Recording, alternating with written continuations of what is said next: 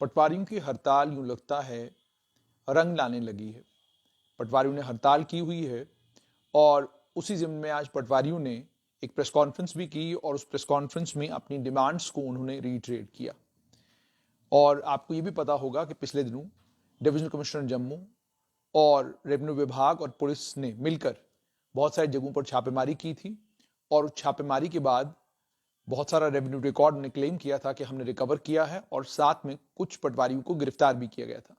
उनकी गिरफ्तारी के बाद पटवारियों ने हंगामा किया और धरने पर बैठ गए और उन्होंने कहा कि फौरन उन्हें जो है छोड़ दिया जाना चाहिए। अगर उन्हें नहीं छोड़ा गया तो पटवारी जो है काम पर वापस नहीं आएंगे। लेकिन दूसरी तरफ देखने को यह मिल रहा है कि कोर्ट में जब मामला पहुंचता है तो कोर्ट में मामला पहुंचने के बाद जाहिर सी बात है, जब मामला कोर्ट में पहुंचता है तो वहां तथ्यों के आधार पर कोर्ट तय करती है कि क्या किया जाना चाहिए।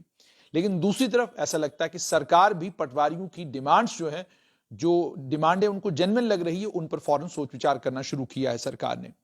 एक सर्कुलर आज इशू किया गया है। सर्कुलर में चीफ सेक्रेटरी ने ये अब तमाम डिप्टी कमिश्नरों को ये ऑर्डर 2022 में इशू किया जा रहा है, जबकि पटवारी जम्मू कश्मीर में काम लगभग पिछले 65 साल से कर रहे हैं और 65 साल के बाद आज जाकर जम्मू कश्मीर की सरकार ने एक सर्कुलर इशू किया है और उसमें तमाम डिप्टी कमिश्नरों को यह कहा है कि आप पटवारियों को ऑफिस एकोमोडेशन प्रोवाइड करें और उस ऑफिस एकोमोडेशन को प्रोवाइड करने के बाद आप उसको प्रिंट में, इलेक्ट्रॉनिक में और डिजिटल मीडिया में पब्लिसाइज करें ताकि लोगों को यह पता चले कि पटवारी कहां पे बैठता है, नाम क्या है, उसका मोबाइल नंबर क्या है।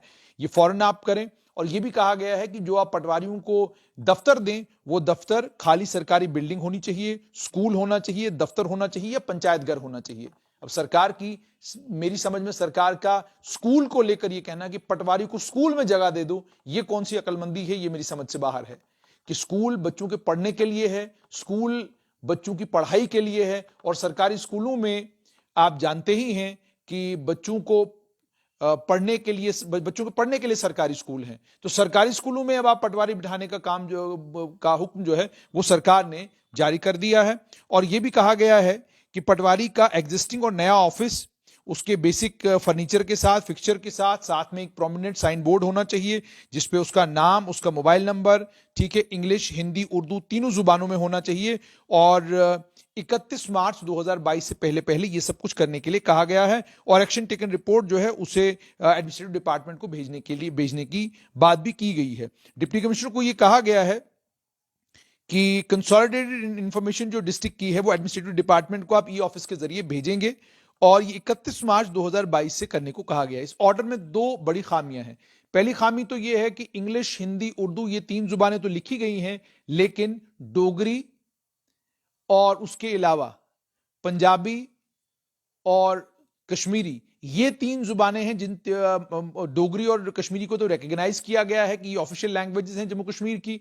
तो डोगरी और कश्मीरी में क्यों नहीं साइन बोर्ड बनेंगे वो भी एक सवाल है। लेकिन सबसे ज्यादा अहम बात यह है कि पटवारियों को 65 साल के बाद अब जम्मू कश्मीर की सरकार दफ्तर देने जा रही है।